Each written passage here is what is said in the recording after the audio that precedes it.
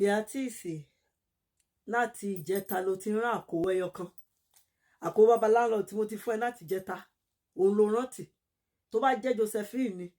kò lè gbà ní ìṣẹ́jú bíi mélòó kan àti parí àkówó yẹn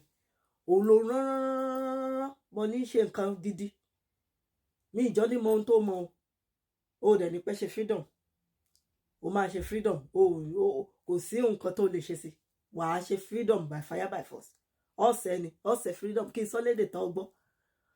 by fire by force lọ́ọ́ fi ṣe freedom wọ́n free àsìkò rẹ ti tó lílọ lọ́ọ̀lọ́ ọ̀rọ̀ rẹ ti sú mi ò lè wá pa mí ọmọ kan ò lè pa bàbá oníbàbá kò lè pa ìyá oníyàá ò lè pa mí fún bàbá mi ò lè pa mí wàá máa lọ kò sí nǹkan tó mọ̀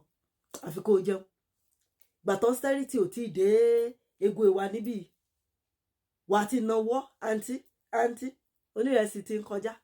wọ́n ló máa mọ onírẹsì tata ẹ̀ dùn jù wọ́n ló máa mọ eléyìí tó dín ata ẹ̀ gbẹ̀jù èèwọ̀ ló máa mọ tí ta ìbò ẹ̀ ṣe sánsán tó ń ta sẹ́sẹ́ kò dẹ̀ sí nǹkan tó fi ṣe kò sí nǹkan tó mọ̀ ṣùgbọ́n ṣá máa múra o máa ṣe freedom láìpẹ́ mi lè wá kú lórí ọ̀fọ̀ ẹ̀ ó dàbọ̀ kó wájú mi.